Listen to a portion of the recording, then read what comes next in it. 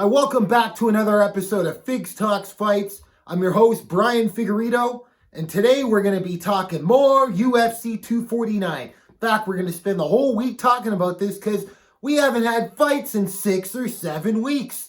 Holy shit, how did I get through it? In the midst of a pandemic? Got through it pretty okay. Life's fantastic, all right? Let's move forward and let's talk about this stacked card. One fight at a time, though. Today we're going to talk about Francis Ngannou versus Jairzinho Rozenstruik. And oh boy, do we have a heavyweight slugging fight ahead of us on Saturday night. So let's talk about it a bit, okay? Both these guys are coming off of not just winning streaks, but knockout streaks, okay? Ngannou is coming off a 3-fight knockout and winning streak, okay? The last loss he suffered from was basically a fight us as fans suffered more from, which was the famous duper of Francis Ngannou versus Derek the Black Beast Lewis. How on earth did that fight suck? Still can't answer the question. I mean, Francis Ngannou was coming off the loss to Stipe Miocic, and before that, I don't even think Francis Ngannou got his heart rate above 140 beats per minute in a fight before, okay? He was pretty much having his way with everybody. Huge wake-up call when Stipe Miocic took him out. Then after that, the Derek Lewis fight, a little bit hesitant. Then comes out of that, everyone's criticizing him. Fans, Dana White talking shit. When's Dana White not talking shit? But anyhow, goes ahead and gets a rematch with Curtis Blades. Think they went to China for that fight. 45 seconds into it, kaboof! Blades is out. Shit. Okay? Cain Velasquez is up next for Francis Ngannou. Cain Velasquez hadn't fought in 3.5 years prior to that, but I mean, it's Cain fucking Velasquez. At one point, this was the scariest man alive, regardless of weight. He was a lightweight, heavyweight. Moved like a lightweight for a heavyweight. Incredible pace, incredible endurance, had a questionable chin, but I mean, he got caught clean by great strikers before. So coming in against Ngannou, what's going to happen? What's going to happen? 26 seconds later, kaboof! Cain is knocked out. All right, who do we got next for this guy? Junior Dos Santos? I mean, Junior Dos Santos, great technical boxing, okay? Has a hell of a chin himself, right? Great footwork. Great movement, hides behind that jab really well. More of a technical boxer than Ngannou is. What's going to happen? I think that lasted 59 seconds or a minute 01. It was literally 1 second before or after a whole freaking minute for Francis Ngannou to knock Junior Dos Santos out. And that wasn't just an ordinary knockout. Junior was actually trying to flee away, made his mistake, literally turned his back to Ngannou. So if I'm Junior from here, as soon as I turn my back, Ngannou's chasing behind and literally catches Dos Santos right on the chin as he turns his back. Couple of shots on the ground, he's out. So that's the streak Francis Ngannou is coming off of right now. Ever since that title shot loss and the Derek Lewis lackluster fight, I mean, he has been killing it. He's been at the Performance Institute, the UFC Performance Institute in Las Vegas, getting his work in there, getting his nutrition down. I mean, he's a beast of a man. Shredded as hell for a heavyweight. I think he's at around 256, 258 pounds. We'll see what he weighs in on a Friday. But I mean, he's looking fast, lean, scary. See how the hell this fight goes. But his counterpart in this fight, Jairzinho Rozenstruik. You guys heard of this guy? Holy shit. I cannot even properly pronounce the country's name he's from, so I'm not even going to try. But this guy is a motherfucker. He has over 80 kickboxing fights. I'm pretty sure, I think 86 fights he has in kickboxing. From low level to high level, all kinds of level, doesn't matter. 86 fights. 86 fights. Okay? There's a lot of people in the world that don't even do 86 push-ups in a year. Some don't even do it in a fucking lifetime. This guy had 86 kickboxing fights, and I think his record was something like 76-8 or 78. 78-8, something along those. I know he has like 8 or 9 losses maximum in kickboxing. So he's a high-level striker. Okay? And most of his wins were by KO more than decision. Now, he made the transition to MMA within the last 5 years, and it doesn't take much. If you are a high-level guy and for a heavyweight, the UFC is going to be looking at you early. Came in the UFC, I believe, with a 6-1 record. Makes his debut against Junior Albini. Knocks him out, I think, in the 2nd round. Then his second fight, I think he fought, what's his name? Alan Crowder? Alan Crowder. It was Alan Crowder. This fight lasted 9 seconds. 9 seconds. Kaboom. Rozenstruik puts him out. Then for his real coming out party, if you want to get a bigger name into it, he fought Andrei Arlovski last summer. Man, I felt bad for Arlovski.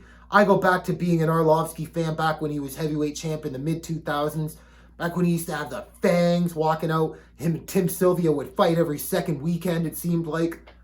But a long way Arlovski's came because fights Rozenstruik, 29 seconds is all it took for Rozenstruik to put Arlovski's lights out. This guy is legit in MMA too. All right? Holy shit. Then his last fight, last December of 2019, takes on a guy, I don't know if you've heard of him, Alistair Overeem. Guy that has at least over 80 fights himself. Kickboxing champion himself. MMA champion, multiple organization MMA champion. Okay? Fought for the UFC title against Miocic.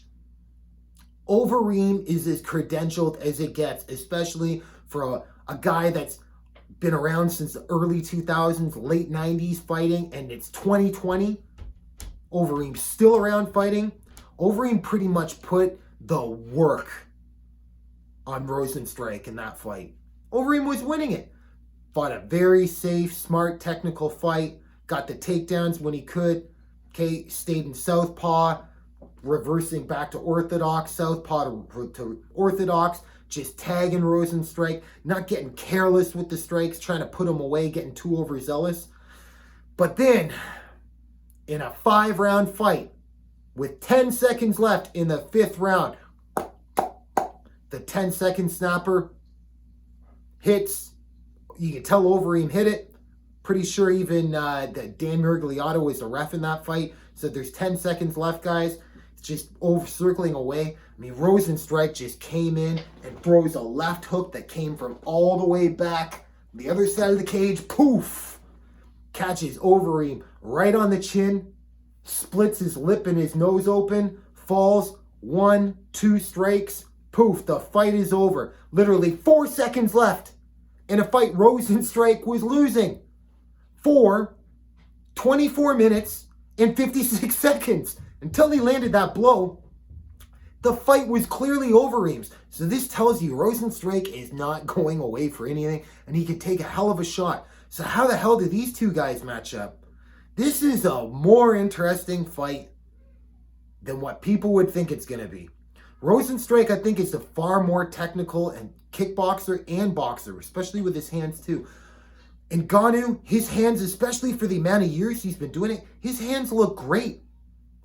But they're not as tight and technical like a pro boxer would look, okay? A little bit looser in there. I've seen some videos of him shadow boxing lately, looking good, but how is it going to look in a fight? I mean, the power advantage, you'd have to give it to Ngannou. I mean, the only common opponent these guys have is Alistair Overeem. And when Overeem fought Ngannou, I mean, his fucking head got snapped. The back of his head literally snapped on his traps from that uppercut that Ngannou landed on him.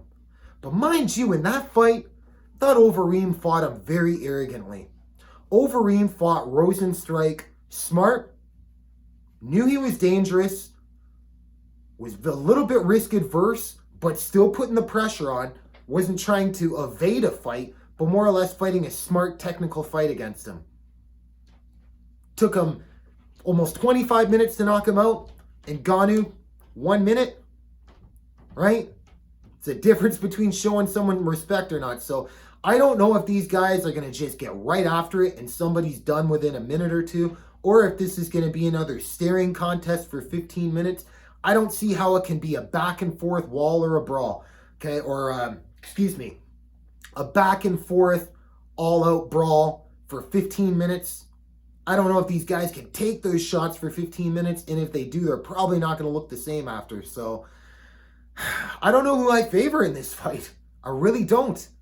I think Ngannou is your favorite on paper. That's where the Vegas odds have him right now. But Rozenstruik, I mean, he can catch Ngannou just getting a little bit too wild, a little too overzealous, and just clip him right on the chin. And I mean, that's going to make him hesitant too. Because the last time he got clipped by anybody, he took a terrible beating by Miocic. Miocic didn't put him away, but I mean, that's stuff to fighters. You remember that shit. When you get hit, you remember the bad things that happened.